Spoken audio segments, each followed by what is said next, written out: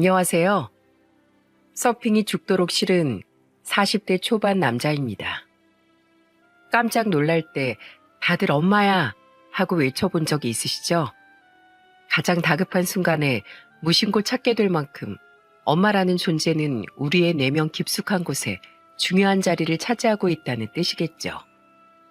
하지만 평생 내 편이자 자신의 세상과 같이 느껴졌던 엄마가 나에게서 등을 돌리는 모습을 본다면 어떠실 것 같나요? 특히 어른도 아닌 아이에게 그런 일이 생긴다면 그 일은 아이에게 평생 잊지 못할 상처와 트라우마로 남게 될 거예요. 그리고 제 아들에게 그런 상처를 남겨준 사람이 바로 제 전 아내입니다. 전 지금부터 그 여자에 대해 그리고 당시 사건에 대해 이야기를 해보려고 합니다. 저는 서울에서 넥타이를 메고 출근하는 평범한 직장인입니다. 지금은 퇴사해 연락이 끊겼지만 전 당시 조금 친하게 지냈던 회사 동기에게 아내를 소개받았어요. 2살 어린 아내는 공항 면세점에서 화장품을 판매하던 사람이었는데 요란하지 않고 순한 성격이 참 마음에 들어 결혼까지 꼴이 날 수 있었죠. 우리는 결혼한 지 2년 만에 아들을 얻었습니다.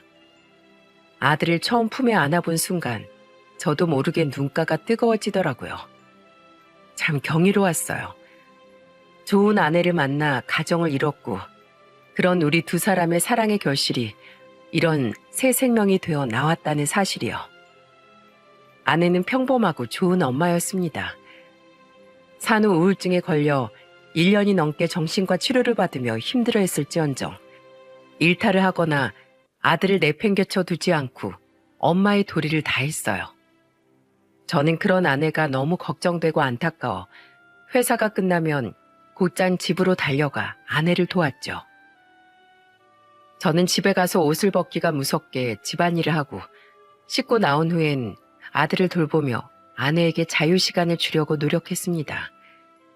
1년이 넘게 저는 주말 약속을 잡지 않았고 아들을 전적으로 돌보며 아내가 휴식을 취할 수 있게 최선을 다했어요. 다행히 아내는 조금씩 안정을 되찾아갔습니다. 그리고 퇴사를 했던 아내는 아들이 3살이 되었을 때 원래 일하던 곳으로 재취직을 할 수 있게 되었고요. 아들은 그때부터 어린이집을 다니게 되었죠. 출근이라는 게 이렇게 좋은 건지 몰랐어. 집에만 있으려니까 정말 우울해서 미치는 줄 알았다고. 아내는 무척이나 기뻐했습니다. 복직을 한 후 아내는 이전과 점점 다른 면모를 보이더군요. 아마 육아를 하며 집에만 있던 그 시간이 바깥 활동에 대한 아내의 욕구를 많이 자극했던 것 같습니다. 집에서 아이만 보던 사람이 바깥에서 사람들을 만나니 상대적으로 너무 즐거웠던 거겠죠. 가정적이었던 아내는 이전엔 잘 참석하지 않던 회식에 한 번도 빠지지 않고 모두 참석을 했고 직장 내 사모임과 친구들과의 약속도 늘어났습니다. 여보, 나 이번 주말에 지희랑 가연이랑 양양에 놀러 가도 돼? 애들이 서핑 배우재. 나 그거 꼭 해보고 싶은데. 특히 아내는 중학교 시절부터 친했다던 제일 친한 친구 2명과 가장 자주 만났어요. 저 또한 부부 모임에서 몇 번 만난 적이 있던 친구들이었죠. 그중 지희란 친구의 남편과는 가끔 사석에서 만날 만큼 따로 친해지기도 했고요. 그래, 다녀와. 난 시원이 데리고 오랜만에 부모님이나 뵈러 다녀와야겠다. 덕분에 평일이고 주말이고 제가 아들을 돌보는 시간이 더 많아졌지만 괜찮았습니다. 아내의 모습이 그만큼 더 밝아졌으니까요. 아내는 저 때 다녀온 서핑이 꽤나 재밌었는지 이후로 꽤나 자주 서핑을 하러 가더라고요. 하지만 그렇다고 아내가 가정을 챙기지 않았던 건 아니었기에 저와 아내 사이에 큰 문제는 없었습니다. 저는 외향적으로 변한 아내를 이해하려고 노력했어요. 아무리 부모가 되었다고 해도 사람인데 자신이 하고 싶은 건 하면서 살아야 한다고 생각했으니까요. 하지만 아들이 6살이 되었을 때쯤부터 아내의 외출이 조금 과하게 잦아지더군요. 그런데 이전보다 훨씬 이상했던 점은 따로 있었습니다. 여보, 어젯밤에 왜 그렇게 연락이 안 됐어? 미안해, 여보. 애들이랑 술을 너무 많이 마셔서 바로 뻗어버렸어. 그건 바로 아내가 서핑만 갔다 하면 연락이 잘 되지 않았다는 겁니다. 당일치기로 다녀오는 날은 그나마 괜찮았어요. 하지만 1박이 넘어가면 이야기가 다르지 않습니까? 아내는 가정에 있는 사람이었는데요. 아내는 이후에도 술을 많이 먹었다, 서핑을 너무 열심히 해서 피곤해서 잤다, 휴대폰을 잃어버렸다가 다음날 식당에서 찾았다 등등 수많은 핑계를 대더군요.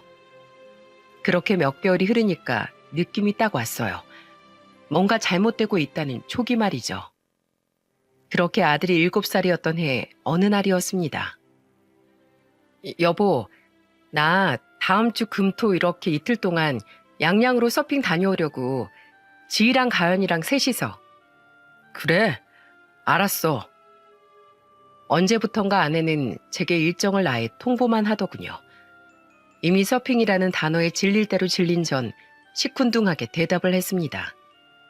어차피 제가 말린다고 가지 않을 것도 아니었고 그동안 몇 번을 아내와 싸웠는데도 아내가 계속해서 밖으로만 나돌았으니까요. 그런데 서핑을 가기 전날 밤 유독 들떠있는 아내의 모습을 보니 그동안 느꼈던 불길함이 강하게 저를 덮치더라고요. 저는 그날 저녁 아내 몰래 인터넷으로 사람을 알아봤습니다. 저는 돈을 주고 사람을 사서 다음날 서핑을 가는 아내에게 미행을 붙였어요. 저는 출근을 해야 하니 말입니다. 그리고 다음날 저녁 혹시 몰라 아들을 부모님 댁에 맡기고 집에 돌아온 저는 초조하게 그 사람의 연락을 기다렸습니다.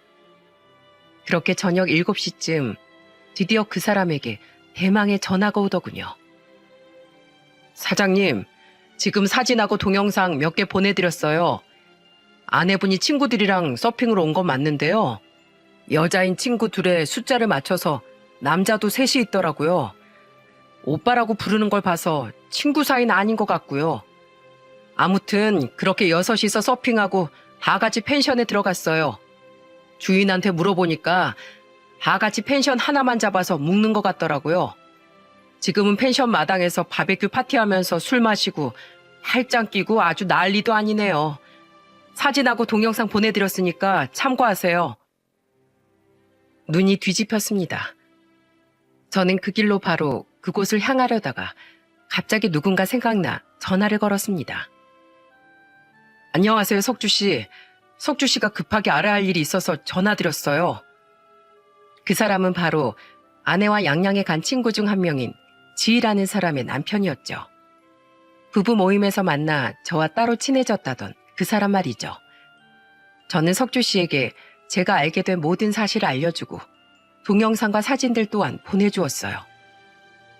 저 지금 그 연놈들 잡으러 거기 쳐들어갈 생각입니다. 석주 씨도 같이 가시겠어요? 석주 씨는 분개찬 말투로 제게 그곳의 주소를 물어보았고 우리는 각자 차를 끌고 양양의 그 펜션으로 달려가기 시작했죠. 그곳으로 향하는 내내 심장이 떨려서 미칠 것 같았습니다. 평소 안전운전을 고집하던 저였지만 그날만큼은 미친 사람처럼 엑셀을 밟았죠.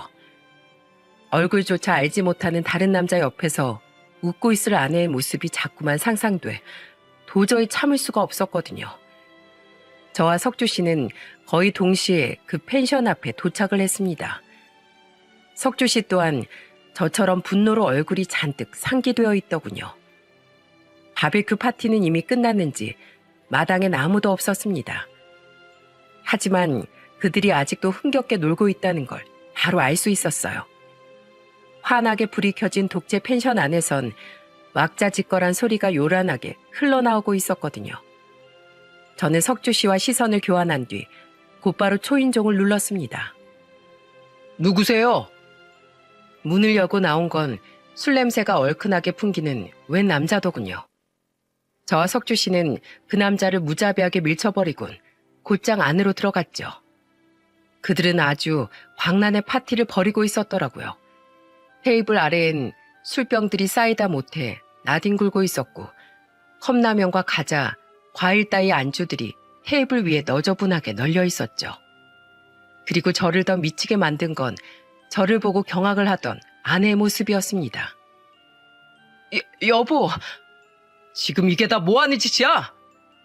순식간에 분위기는 아수라장이 됐습니다. 석주 씨는 자기 아내를 보자마자 이성을 잃고 아내의 머리채를 휘어잡으며 개패듯 밟아대기 시작하더군요. 아, 여보, 잠깐만. 난리통에서도 저는 오로지 매맞고 있는 자신의 친구를 보며 달달 떨고 있는 제 아내에게 시선을 고정시키고 있었죠. 겁에 질린 아내는 제 앞에 무릎을 꿇고 싹싹 빌기 시작하더군요. 여보, 잘못했어. 이거 전부 다 오해야. 오해? 남자들하고 뒤엉켜서 술 먹고 있는 걸 내 눈으로 뻔히 봤는데 오해? 야, 김유경, 너 여태 서핑 간다면서 이러고 놀고 다녔냐? 뭐? 술에 취해서 뻗어? 휴대폰을 잃어버려서 연락을 못 받아? 난장판도 그런 난장판이 없었습니다. 또 다른 친구 가연이라는 사람은 친구들을 보며 구석에서 떨고 있었고 상간남 세 놈은 눈치를 보더니 슬그머니 그 자리에서 튀더군요. 저는 그놈들을 잡지 않고 큰 소리로 으름장을 놨죠. 그래, 도망가. 어디 한번 도망가봐. 간도 크게 남편 있는 여자랑 놀아나? 어차피 너희들 얼굴 찍힌 동영상, 사진 내가 다 가지고 있어. 당신들 내가 절대 가만 안 둘 거라고. 그놈들이 도망을 간 후 저와 석주 씨는 세 여자를 전부 우리 앞에 무릎 꿇렸습니다. 아내는 어떻게든 빠져나가려고 얕은 꾀를 부리더군요. 여보, 나 진짜 오늘이 처음이야. 아까 서핑 왔다가 헌팅을 당해가지고 그냥 결혼하기 전 시절이 생각나서 호기심에 만나서 놀았어. 그냥 밥하고 술만 먹은 거야. 완전 처음 보는 사이라고, 여보. 내가 잠깐 미쳤었나 봐. 분명 처음부터 서핑을 함께 타러 갔다는 걸 제가 뻔히 알고 있는데 아내는 거짓말을 줄줄 늘어놓았어요. 저는 그런 아내를 비웃으며 아내의 휴대폰을 빼앗아 들었죠. 거짓말도 정도껏 해야지. 여기 문자 내역 다 있네. 이거 저놈들 중 하나 맞지? 이름이 김지혜? 이것 봐라. 아예 여자 이름으로 저장을 해뒀네. 의심되는 이름의 사람과 나눈 대화방을 들어가 보니 아주 가관이더군요. 오빠, 자기부터 시작해 오늘 즐거웠다. 다음엔 제주도를 가자. 3대3으로 논이 더 재밌었다 등등. 아내는 거의 1년 가까이 그놈들 중 한 명과 연락을 주고받았더라고요. 넌 무슨 초능력이 있길래 오늘 처음 만난 놈이랑 몇 달 동안 연락을 주고받았냐? 그게 사실은 서핑 동호회에서 만난 오빠인데 취미가 잘 맞아서 친해졌어. 순수하게 친목으로. 근데 남자라고 하면 당신이 걱정할 게 뻔하니까 당신한테 말을 안 했던 거야. 괜한 의심받기 싫어서 여자 이름으로 저장해둔 거고. 여보, 정말이야. 믿어줘. 가증스러웠습니다. 귀가 찬지 석주 씨도 옆에서 헛웃음을 짓더군요. 저는 아내 휴대폰의 대화 내역을 모조리 캡처해 제 휴대폰으로 전송한 뒤에야 다시 아내에게 휴대폰을 던져주었습니다. 넌 정말 끝까지 거짓말이구나. 그렇게 친해서 남자한테 자기자기 거리냐? 너 진짜 미친 거 아니야? 당신 유부녀야. 심지어 애 엄마라고. 여보, 제발 진정 좀 해. 진정하고 얘기하자. 어? 아내는 제 다리를 붙잡으며 잔뜩 겁에 질린 채 애원을 해댔습니다. 코피가 터져 있던 석주 씨의 아내는 고개를 숙이고 펑펑 울고 있었고 가연이란 친구는 저와 석주 씨의 눈치를 보며 덜덜 떨기만 하더라고요. 저는 울분에 차서 소리쳤죠. 진정 같은 소리 하네. 너 같으면 이런 상황에 진정이 되겠냐? 마음 같아선 지금 당장 당신 머리채를 다 쥐어뜯고 싶은 심정이라고. 그리고 당신들 앞에선 철성씨 하면서 그렇게 친한 척을 해대더니 뒤에선 이 여자랑 같이 일단 추잡한 짓거리 해대고 있었어요? 가연씨, 여기 당신 남편은 없어서 다행이라고 생각했죠? 내가 당신 남편한테도 다 말할 거야. 우리 뒤통수 친 당신들 내가 전부 가만 안 둘 거라고. 알겠어요? 자신에게까지 피해가 올까봐 몸을 잔뜩 사리고 있던 가연 씨는 제 말에 사시나무 떨듯 떨며 제게 싹싹 빌더군요. 눈물까지 흘리면서 말이에요. 안 돼요, 철성 씨. 제발 살려주세요. 그이가 알면 저 진짜 죽어요. 제가 돈 드릴게요. 아니면 제가 하라는 거 다 할게요. 제발 부탁해요. 애원하는 그 여자를 보는 순간 저는 머릿속에 뭔가 아이디어 하나가 번뜩였습니다. 저는 우선 그 여자를 내버려 두고 아내를 끌고 차에 태워 집으로 돌아왔어요. 석주 씨도 자기 아내의 뒷덜미를 잡고 제 뒤를 따라 나왔고요. 혼자 남은 가연이란 그 여자가 집에 어떻게 가든 말든 그건 전혀 제 알바가 아니었죠. 아내는 서울로 올라오는 내내 엉엉 울기만 하더군요. 그리고 집에 돌아온 아내는 제 앞에 또다시 무릎을 꿇고 용서를 빌더라고요. 여보, 미안해. 근데 나 정말 그 남자랑 아무 일도 없었어. 정말 서핑하고 술만 마시고 놀았다고. 그냥 마음이 잘 맞아서 오빠 동생으로 가끔 연락하고 서핑만 하던 사이야. 자기란 말은 그냥 별칭 같은 거야. 친구들끼리 별명도 부르고 그러잖아. 정말이야. 나 믿어줘. 저는 한숨을 푹 내쉬었습니다. 이미 다 들킨 마당인데도 끝까지 발뺌을 하는 아내가 너무도 경멸스러웠죠. 그리고 혹시나 아내가 끝까지 오리발을 내밀지도 모른다고 생각해 마지막 카드를 아껴뒀던 저는 결국 그 마지막 카드를 꺼내고 말았습니다. 그런단 말이지? 기다려. 내가 다시 가연 씨한테 전화해서 확인해 볼 테니까. 그 카드는 바로 남편에게 알려지는 걸 죽기보다 무서워하던 아내의 친구 가연 씨였습니다. 저는 통화 녹음 기능을 켜고 가연 씨에게 전화를 걸었어요. 가연 씨는 신호가 2번이 울리기도 전에 다급히 제 전화를 받더군요. 차편이 없어 아직까지 그 펜션에 혼자 남아있던 것 같았는데 그 시간까지 불안해서 잠에 들지 못했던 모양이더라고요. 가연 씨, 정말로 남편한테 내가 연락을 안 했으면 좋겠어요? 네, 철성 씨. 정말 제가 시키는 거 뭐든지 다 할게요. 무릎을 똑 꿇으라면 100번도 넘게 꿇을 수 있어요.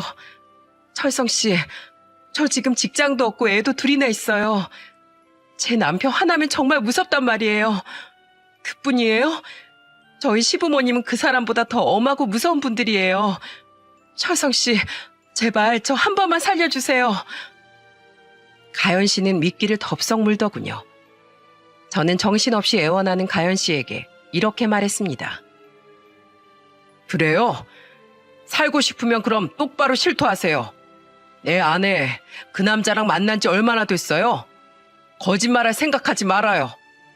낌새라도 보이면 내가 가지고 있는 것들 전부 당신 남편한테 즉시 전송할 테니까. 당신들이 그놈들이랑 사이좋게 서핑하고 바베큐 구워 먹고 술 처먹는 모습 전부 내 휴대폰에 들어있어요. 그게 한 1년쯤 된 걸로 알고 있어요. 그럼 그 둘이 확실히 바람난 거 맞아요? 친한 오빠 동생 사이 아니고?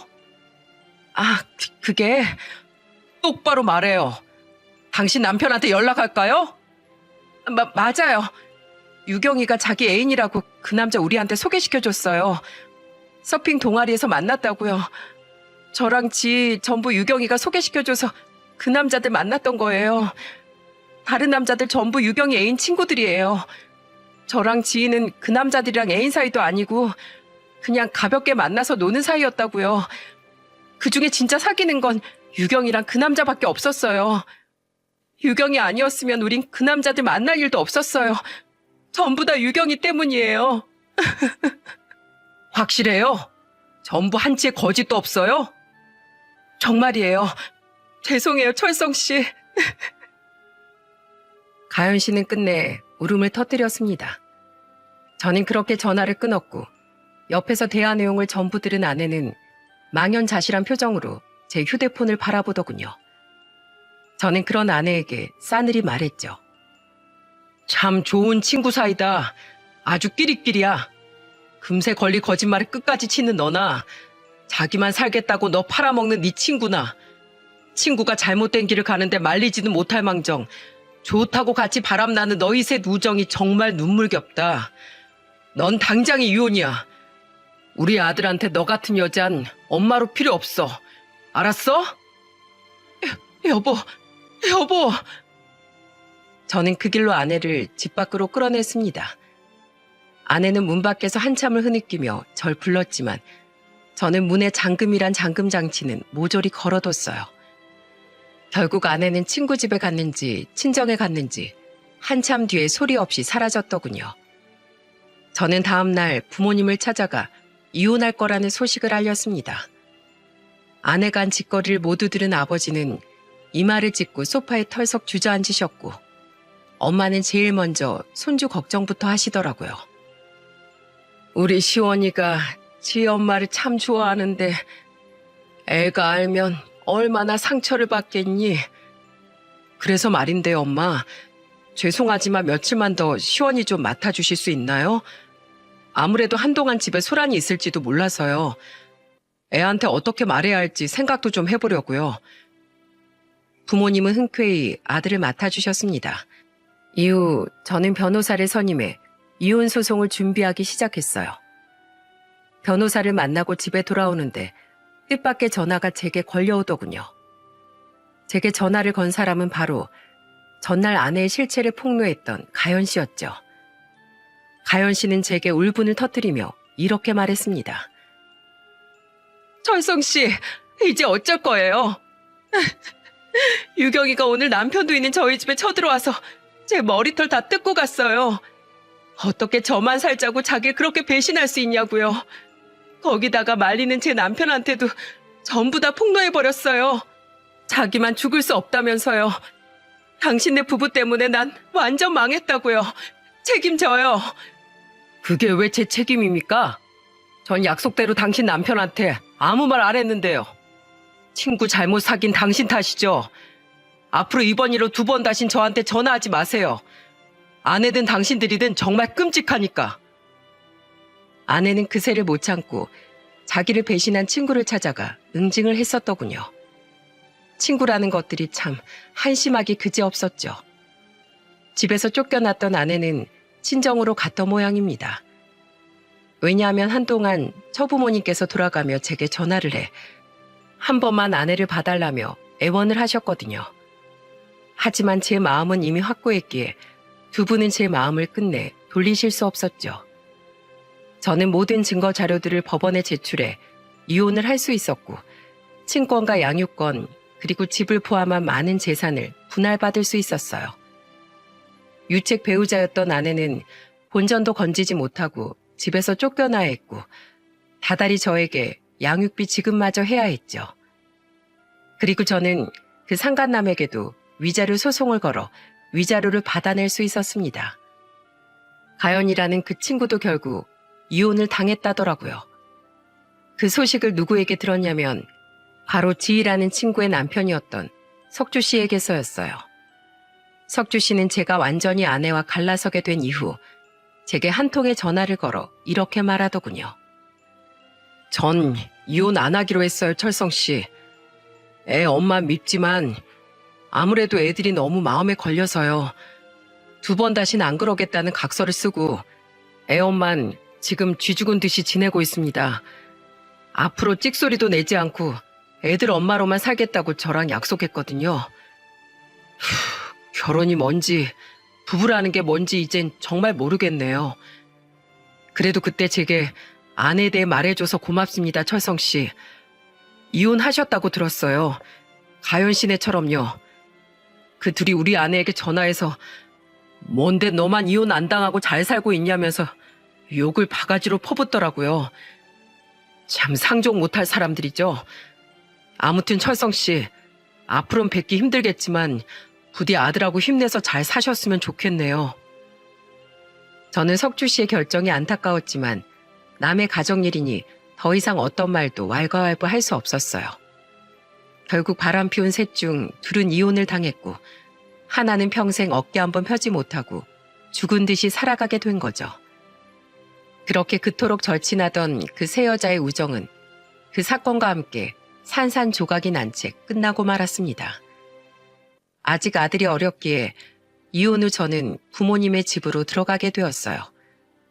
엄마께서 먼저 아들을 돌봐주시겠다며 제게 말씀을 해주셨거든요. 저 나이 땐 집에서 돌봐줄 사람이 필요해.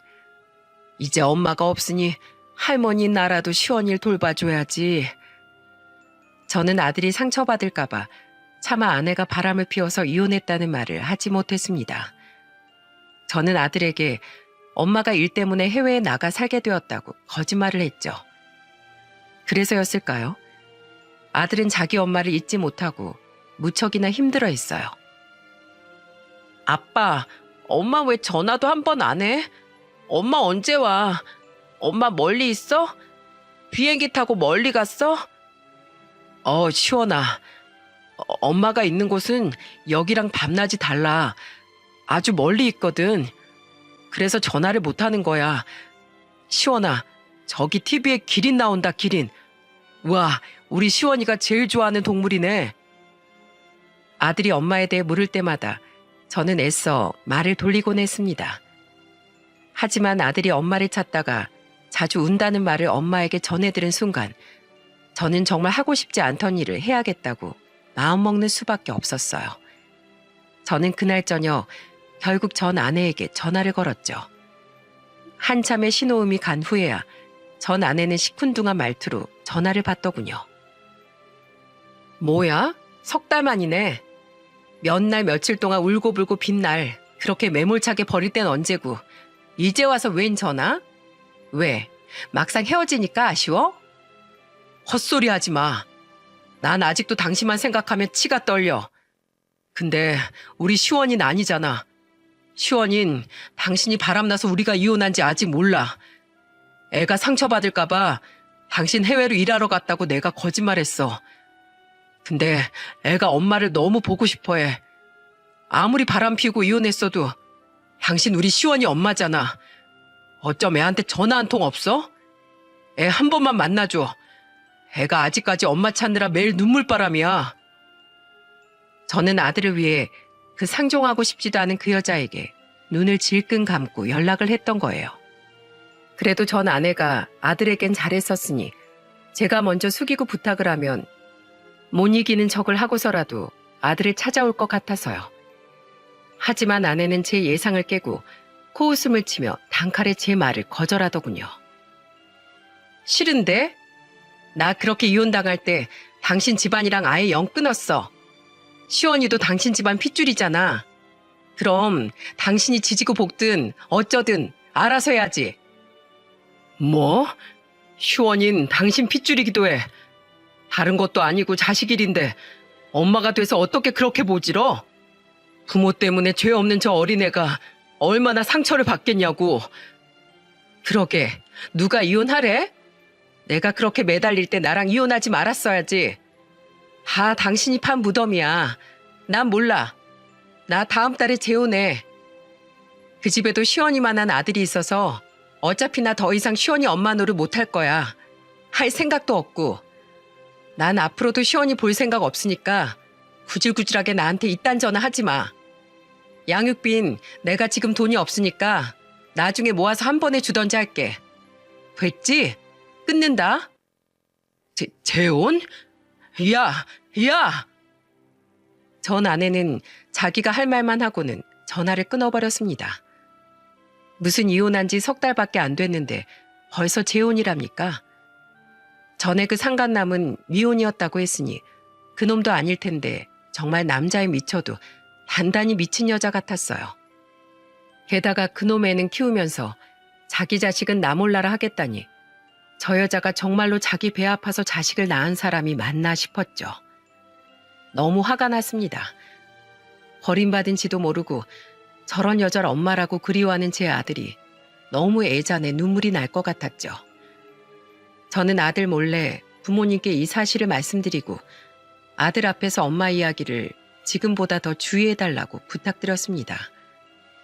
그렇게 이혼한 지 1년이 흘렀고 아들은 8살이 되었어요. 다행히 아들은 엄마가 없는 생활에 점점 적응을 해나가더라고요.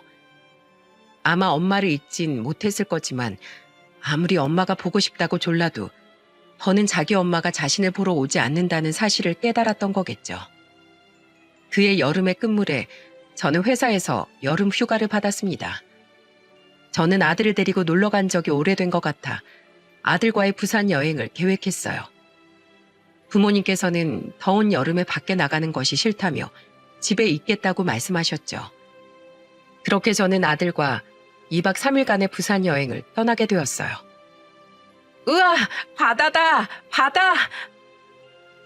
오랜만에 여행에 아들은 무척이나 들떠 있었습니다. 비록 휴가 시즌이라 어딜 가나 사람들이 많이 붐비긴 했지만 저는 잔뜩 신난 아들을 바라보는 것만으로도 너무 좋았어요. 그렇게 아들과 신나게 놀다가 여행 이틀째가 되던 날 밤, 저는 아들과 함께 광안리 해변을 걷게 되었죠. 술을 먹는 사람, 폭죽놀이를 하는 사람 등등 관광객이 정말 많더군요. 그러거나 말거나 아들은 제 손을 잡고 앞뒤로 휘적거리며 신이 나서 방방 뛰었어요.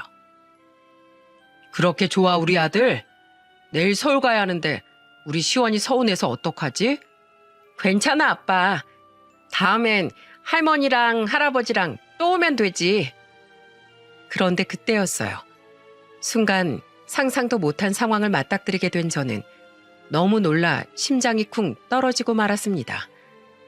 상황의 시작을 알린 건 바로 아들의 한마디였죠. 엄마! 엄마? 저와 해변을 걷던 아들은 갑작스럽게 엄마를 외쳤어요.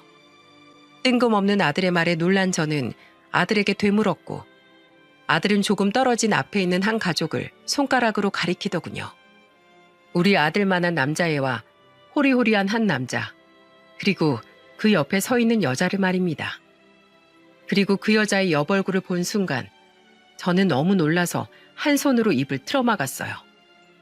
그곳엔 정말로 전 아내가 있었던 거예요. 그것도 재혼한 남자와 그 자식과 함께 말이죠. 시원아, 저 사람 엄마 아니야. 엄마 외국에 있어. 우리 이제 그만 숙소로 돌아가자. 가서 아빠랑 야식 먹자. 저는 황급히 아들을 데리고 뒤로 돌아가려고 했습니다. 아들에게 저 끔찍한 여자를, 심지어 다른 가정을 꾸린 전 아내의 모습을 절대 보여주고 싶지 않았으니까요. 하지만 저보다 엄마를 애타게 그리워했던 아들의 행동이 더 빨랐더군요. 아들은 제 손을 뿌리치고 그 여자에게 달려가 기어코 그 여자의 옷깃을 잡아 불러 세웠어요. 엄마 맞지? 그제 아들이 부르는 소리를 들었는지 뒤를 돌아본 전 아내의 얼굴은 순식간에 사색이 되더라고요. 조금 떨어진 곳에서 아들과 다른 것을 구경하고 있던 그 여자의 재혼남은 아직 제 아들의 존재를 발견하지 못했더군요. 전 아내는 재혼남의 눈치를 빠르게 살피더니 아들의 말을 못 들은 척 황급히 아들을 지나치려고 했습니다. 기가 막히게도 1년 만에 마주친 자신의 아들을 아른 채도 않고 무시하려고 한 거예요. 엄마 맞잖아. 아빠, 엄마 여기 있어. 엄마 보고 싶었어. 엄마 왜 집에 안 와? 내가 100번도 넘게 기다렸는데. 하지만 아들은 전 아내를 다시 붙잡았고 아예 전 아내를 돌려 세웠어요. 그때서야 전 아내의 재혼남도 전 아내와 제 아들을 발견한 것 같았죠. 저는 이 말을 짚었습니다. 결국 아들에게 전 아내가 새 가정을 꾸린 모습을 보여야만 했으니까요. 그런데 전 아내는 정말 발뺌이 주 특기인지 끝까지 자신의 아들을 모른 척하려고 애를 쓰더군요. 나 네 엄마 아니야. 사람 잘못 봤어. 얼른 놔. 저리 안 가? 엄마, 우리 엄마 맞잖아. 왜 나 모른 척해? 엄마, 이제 나 싫어진 거야? 그래서 우리 엄마 안 하는 거야? 얘가 정말 무슨 소리를 하는 거야? 이거 놓으라니까. 미치겠네 정말. 엄마, 진짜 나한테 왜 그래? 아빠, 엄마가 나 모른 척해. 엄마가 나 버리려고 해. 나 네 엄마 아니라고. 아저씨 아들 좀 빨리 데려가세요. 사람 창피하게 이게 뭐예요? 얼른요. 전 아내는 한 손으로 자신의 얼굴을 가리며 아들의 손을 억지로 떼어놓았고 결국 아들은 큰 소리로 울음을 터뜨렸어요. 전 아내의 행동에 엄청나게 큰 상처를 받은 것 같았죠. 어쩜 저럴 수가 있단 말입니까? 엄마라는 여자가 자신을 부르며 엉엉 우는 자식을 어떻게 끝까지 모른 척 할 수가 있단 말인가요? 그 와중에 전 아내는 제게 인상을 찌푸리며 눈짓을 했고 전 얼른 달려가 아들을 잡아 끌었습니다. 마음 같아선 그 여자에게 욕짓거리라도 해주고 싶었지만 우선 아들이 있는 자리에선 그런 모습을 보이면 안 될 것 같았거든요. 아들은 이미 너무 큰 상처를 받은 뒤였으니까요. 시원아, 가자. 착하지? 하지만 아들은 망부석처럼 자리에 서서 엉엉 울기만 할 뿐 그 자리에서 꼼짝을 않더군요. 그런데 그때 상상도 못한 사람이 제 아들에게 다가와 말을 거는 게 아니겠어요? 안녕, 네가 시원이구나. 아저씨 누구예요? 저 아세요? 아저씨는 시원이네 엄마 친구야. 엄마 친구요? 그래, 친구야. 우리 시원이가 엄마가 많이 보고 싶었구나. 뭐해, 얼른 아들한테 인사해야지. 네 아들 이름 시원이 맞잖아. 왜 애를 모른 척해? 애가 얼마나 상처를 받았겠어? 깜짝 놀랐습니다. 제 아들에게 말을 건 사람은 다름 아닌 전 아내의 재혼남이었어요. 자신의 아들의 손을 꼭 잡고 있었던 그 남자는 바닥에 쪼그리고 앉아 제 아들과 눈높이를 맞추곤 아들의 눈물을 닦아주더군요.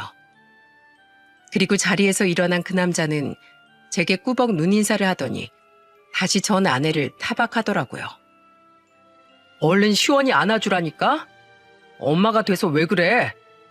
내가 당신 애 있던 거 몰랐던 것도 아닌데. 아니, 난 그냥 모르겠다. 미안해, 시원아.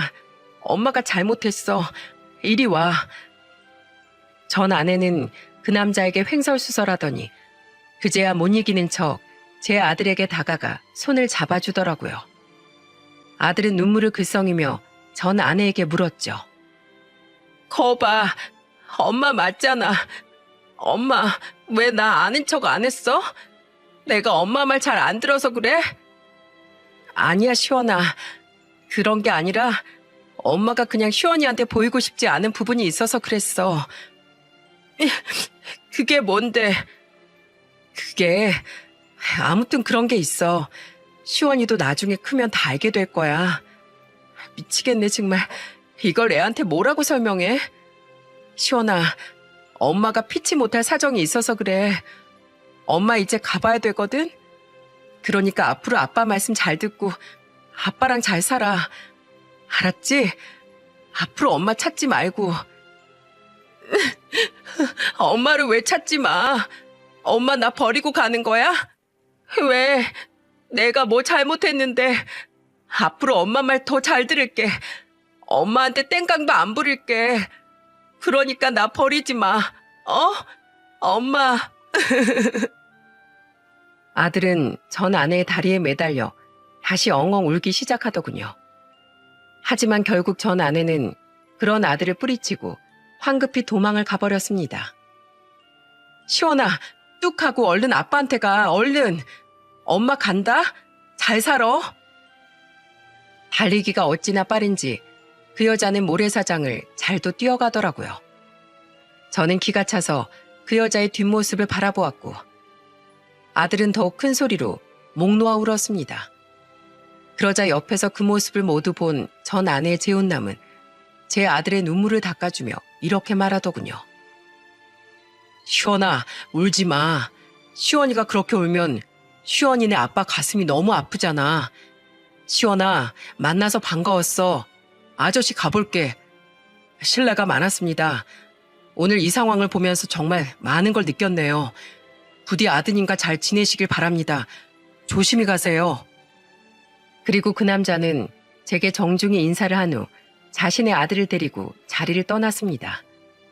의미 모를 말을 남긴 채로요. 자식 있는 아빠여서 그랬는지 원래 좋은 사람인지 모르겠지만 그 남자는 경우가 바른 사람이었어요. 어쩌다 저런 사람이 제 전 아내 같은 사람을 만나게 된 건지 모르겠더군요. 숙소로 돌아온 아들은 밤 늦게까지 먹지도 자지도 않고 엄마를 찾으며 울기만 했어요. 저는 찢어지는 가슴을 뒤로하고 계속해서 아들을 달랬고, 그렇게 아들은 새벽 2시가 넘어서야 퉁퉁 부은 눈으로 잠에 들 수 있었죠. 저는 그 남자가 남긴 말의 의미를 6개월쯤 지났을 무렵 알 수 있었습니다. 시간이 흘러 아들의 상처를 보듬고 살아가던 어느 날 저녁, 뜬금없이 전 아내에게서 전화가 한 통 걸려왔더라고요. 거의 그 여자를 증오하는 수준에 가까웠던 전 그 전화를 받지 않으려고 했지만 끈질기게 세 통의 전화가 울려대는 통에 하는 수 없이 통화 버튼을 눌렀죠. 야, 김철성! 그 여자는 술에 잔뜩 취해 있더군요. 괜히 받았다 싶은 마음에 후회를 하던 그때 그 여자의 입에선 꽤나 놀라운 소식이 흘러나오더라고요. 야, 이 개자식아, 넌 하필 그때 그 시간에 부산까지 기어 나와가지고 사람을 이 꼴로 만들어? 갑자기 술 먹고 전화해서 그게 무슨 소리야? 나 당신하고 통화 길게 하고 싶지 않아. 용건만 말해. 용건? 용건?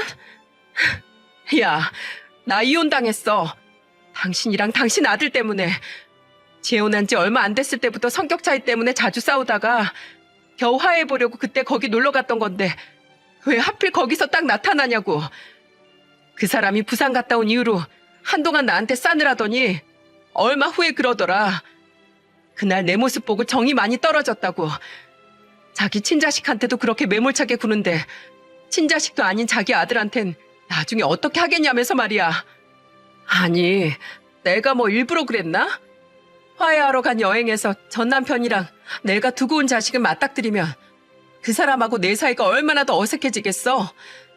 난 다 저랑 잘해보려고 그런 건데 과거는 과거고 지금은 현재에 충실해야 하니까. 게다가 내가 딴 남자랑 살고 있는 모습 시원이한테 보여주면 애도 상처받을 게 뻔하니까 겸사겸사 모른 척했던 건데 그걸 가지고 나한테 실망을 했대. 그럼 내가 거기서 뭘 어떻게 했어야 하는데? 그 뒤로 그 사람 내 뒷조사까지 했어. 내가 바람 피워서 이혼한 것까지 싹 다 들켜버렸다고. 이게 다 당신 때문이야. 어떡할 거야? 시간을 돌리든 어떡하든 해서 책임지라고. 그렇습니다. 전 아내의 재혼남은 그날 전 아내에게 엄청난 실망을 했던 거였어요. 그동안은 전 아내가 어떤 가식적인 모습을 보였었는지 모르겠지만 그 남자는 그날 전 아내의 실체를 목격하고 나서 전 아내를 다시 생각하게 된 거죠. 그 말을 듣는데 한심하기도 하고 기가 차기도 했습니다. 아니, 자기가 한 행동에 그 남자가 실망을 해서 결국 헤어진 건데 왜 엄한 저한테 화풀이랍니까? 당신 정말 끝까지 진상이다. 내가 당신 같은 여자랑 아이까지 낳고 살았다는 게 믿어지지가 않아. 뭐? 당신 아들? 이젠 네 아들도 아니다 이거야? 그리고 네가 한 행동으로 이혼 당해놓고 왜 나한테 난리야? 그럼 정신 멀쩡한 남자가 자기 자식 내팽개치는 여자를 평생 데리고 살겠냐? 그것도 바람 피워서 이혼당한 사실도 숨기고 자기랑 재혼한 여자를? 네가 시원이를 아른 채만 했어도 시원이를 보자마자 따뜻하게 안아만 줬더라도 그 지경까지는 안 갔을 거야.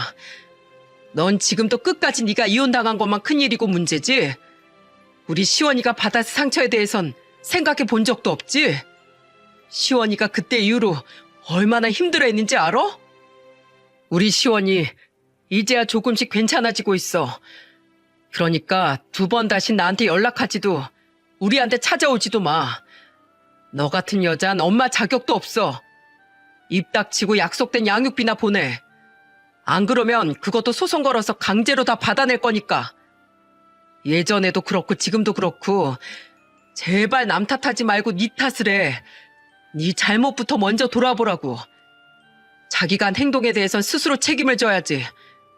책임을 지기 싫으면 애초부터 그런 행동을 하지 말던가. 부탁이니까 더는 내가 네 목소리 들을 일 없게 해줘라. 알았어? 저는 따발총처럼 말을 쏟아내고는 전화를 끊어버렸어요. 정말 마지막의 마지막까지 최악인 사람이었죠. 그렇게 그 여자는 2년 사이에 2번이나 이혼을 당하게 되었고 그날 이후 더는 제게 연락을 해오지 않았습니다.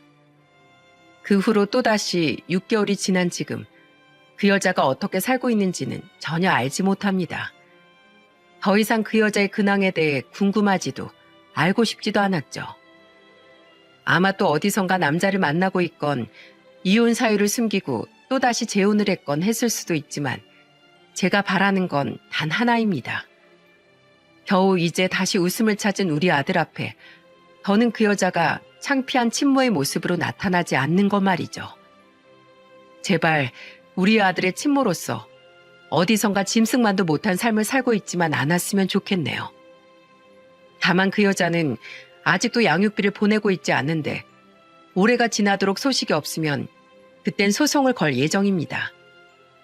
그 여자의 돈이 꼭 필요한 건 아니지만 감히 우리 아들 마음에 지워지지 않는 상처를 남긴 죗값을 그렇게라도 받아내고 싶으니까요. 9살이 된 우리 아들은 지금 열심히 학교 생활을 하고 있습니다. 그날 이후 한동안 많이 울긴 했지만 지금은 엄마 이야기도 꺼내지 않고 밝은 모습으로 잘 지내고 있어요. 저 또한 아들의 옆에서 많은 노력을 했지만 아들이 밝은 모습으로 돌아온 데는 저희 엄마의 역할이 컸죠. 엄마 없이 자라면 사람 가슴 한 구석에 커다란 구덩이가 생기는 법이다. 내가 그 구멍을 다는 못 메워줘도 열심히 사랑으로 메워주다 보면 흉터 정도는 덮어줄 수 있겠지. 애가 말은 안 해도 상처가 클 거야. 아휴, 이게 전부 어른들 잘못이다. 그러니 우리 시원이는 온 가족이 가슴으로 품어서 키워줘야 해. 엄마는 저희 아들을 지극정성으로 보살펴 주셨습니다. 저와 여동생이 자랄 땐 워낙 바쁘게 돈만 버셨던 아버지 또한 어설프게나마 그런 엄마를 옆에서 돕고 계시죠. 결혼해서 지방에 살고 있던 제 여동생도 서울에 올라올 때마다 저희 아들의 선물을 사다 주며 좋은 고모 노릇을 해주고 있고요. 죄송해요, 엄마, 아버지. 결혼 잘못한 아들 때문에 고생이 많으시죠? 제가 두 분께 너무 면목이 없습니다. 그런 말 마라. 시원이가 네 자식인 것처럼 너도 우리 자식이야. 자식이 힘들 땐 부모가 돕는 거지. 그리고 시원이는 우리 손주이기도 한데 눈에 넣어도 안 아플 우리 귀한 손주 우리가 키워줄 수 있어서 오히려 기쁘다. 그러니 넌 그런 생각 말고 네 아들 잘 키우는 것만 생각해. 그러려면 네 건강도 잘 챙겨야 한다. 엄마 아버지는 괜찮다고 하셨지만 저는 여전히 두 분에게 죄송한 마음을 가지고 살아가고 있습니다. 하지만 이미 벌어진 일, 제가 앞으로 할 수 있는 일은 최선을 다해서 아들을 잘 키워내고 부모님께 물심양면으로 효도하는 일뿐이겠죠. 저는 그렇게 제 아들의 상처를 돌보며 앞으로 재혼하지 않고 후회 없는 매일을 살아가려고 해요. 그러니 여러분, 부디 저희 아들이 상처를 딛고 찬란한 미래를 살아갈 수 있도록 많은 응원 부탁드립니다. 그리고 자신의 잘못이 아닌 상대방의 유책 사유로 이혼을 하신 많은 분들, 비슷한 입장인 제 사연을 들으시고 함께 공감하며 힘을 내셨으면 좋겠어요. 이혼을 하게 된 건 여러분의 잘못이 아니니 부디 우리에게 남은 자식을 열심히 키우며 더 밝은 미래를 그려보시길 바란다는 말을 꼭 하고 싶네요. 이 응원을 하기 위해 저는 이렇게 긴 사연을 보내게 되었으니까요. 그럼 사연을 들어주신 모든 분들의 무사 안녕을 바라며 이만 글을 마치겠습니다. 감사합니다.